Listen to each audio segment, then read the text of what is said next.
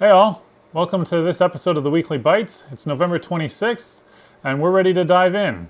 So, today is Cyber Monday, for those who don't know. It means that you can still get some decent deals on electronics and computer hardware, but it's not usually the same as buying stuff on Black Friday, or the weekend following Black Friday. Anyways, you can still grab two Fire TV 4K sticks from Amazon for $60. Over at Google, most of the Black Friday savings are exactly the same as they were on Black Friday for Cyber Monday.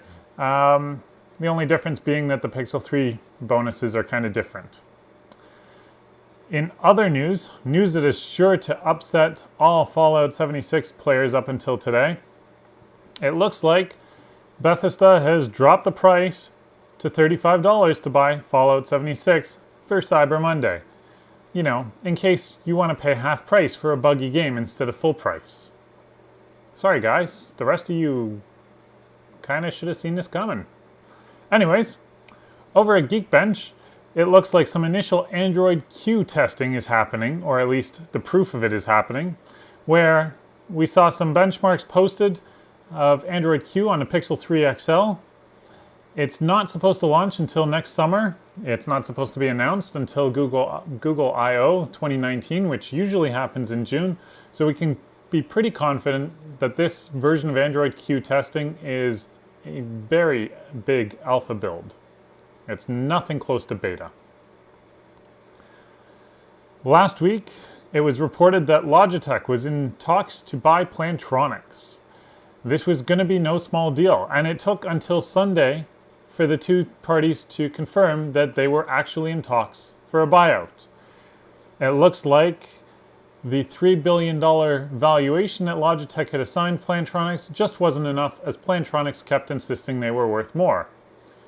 Ironically, Sunday night at around 8:30 Eastern Time, Logitech walked away from the table and said, well, $3 billion is our best offer. Good luck.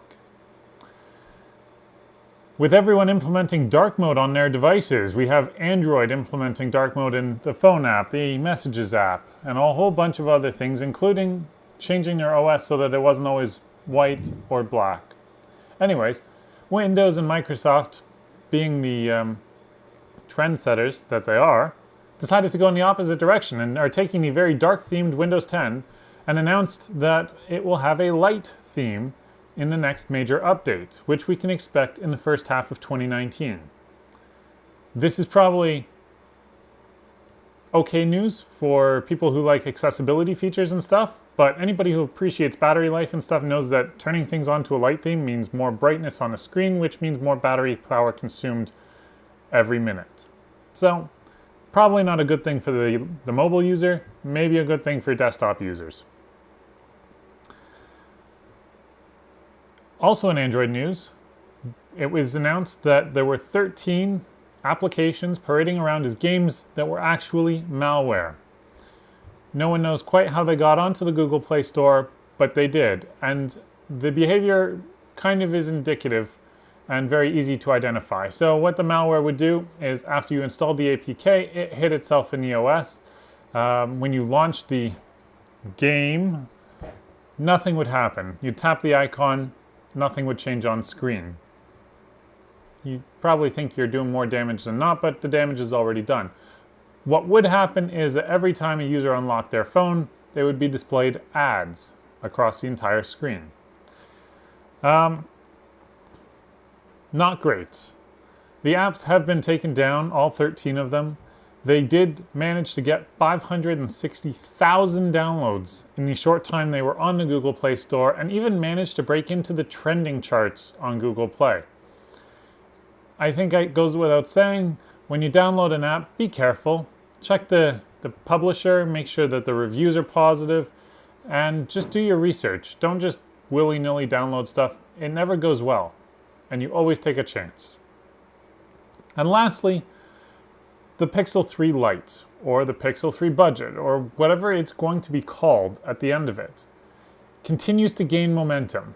We saw some new images released over the weekend that compare the Pixel 3 Lite to its brethren Pixel 3 XL and some other Android phones on the market. This can't be a coincidence. The question is, when is Google going to announce this phone? Is it actually a Pixel 3 Lite, or have they just leaked another phone that's going to eventually become the Pixel 4 something? Time will tell. Anyways, it's been a year of leaks for Google. 2018 had, Google had no surprises at their hardware event this fall, and it's very unfortunate. I feel for them. We trust them with their data. Some parting thoughts. We trust them with our data, but they can't keep their own products under wraps until they're publicly announced. Think about it. That's the end. We're going to be back again on Wednesday with some more news. If you like this video, don't forget to give us the thumbs up, hit the subscribe button and the notification button so that you know when we release a new video. If you didn't like the video, give us a thumbs down, give us a comment in the comments below so that we know what to improve for next time. Thanks again. Have a great evening.